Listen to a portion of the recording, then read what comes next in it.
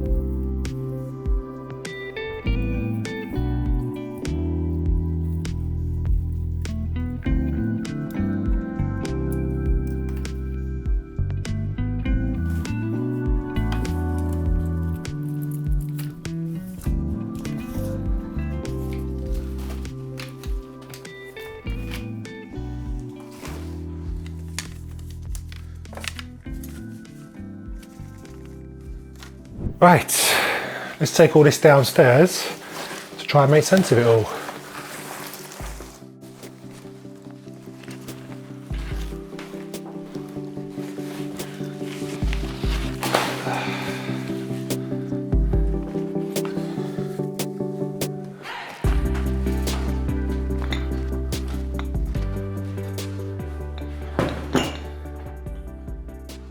Really looking forward to seeing how the roots are doing in that pot, but first let's sort out these stems.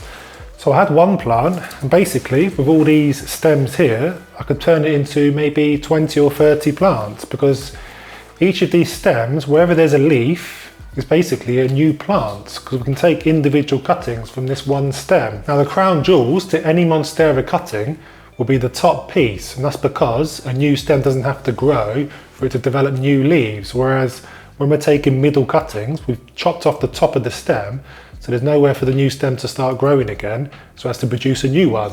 So all we need to do is take a nice sharp pruners and cut in between a leaf node. So a leaf node is just where the leaf is coming out of the stem, there's a line on the stem.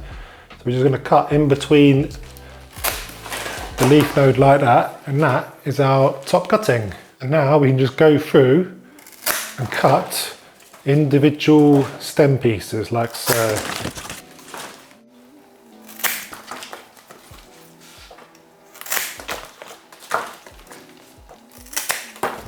While I'm doing this, let me just point you in the direction of my free plant problems troubleshooting handbook that you can download with the link in the description. It goes over all the common problems that you might see with your plants, why they happen, and then what to do about it. And it's all for free, so make sure you check it out.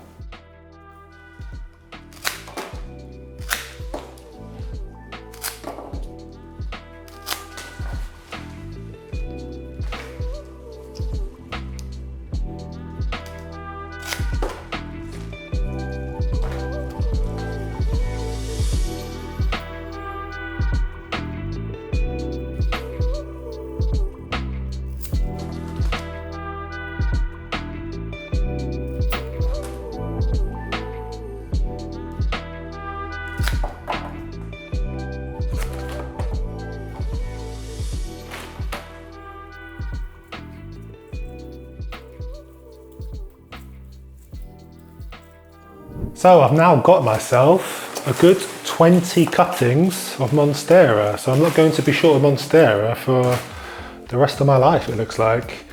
I've got 3 vases filled with water. And it's just a case of taking your cuttings. You can trim off some of the arrowroots as well if you like, and just popping them in the vase of water.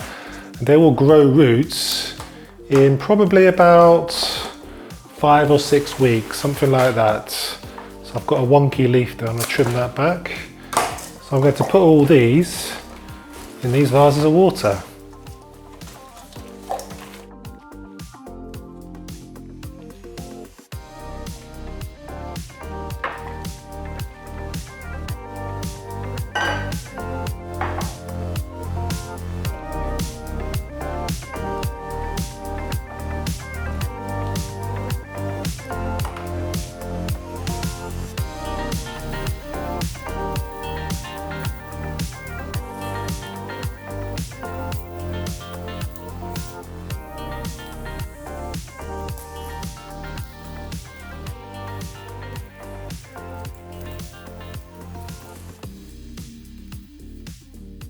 I'm going to put these somewhere nice and bright for them to develop roots over the next 5 or 6 weeks. And when they've got roots, I'm going to pop them on into soil.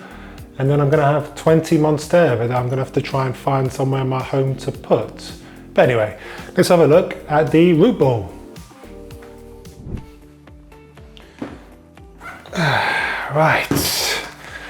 So, if you're wondering what this is, by the way, this is a Pimm's bottle that I've got in my terracotta spike as a bit of a self-watering system. I've made videos on that on the channel. So I've got that on my big Monstera. So let's tip him out and have a look.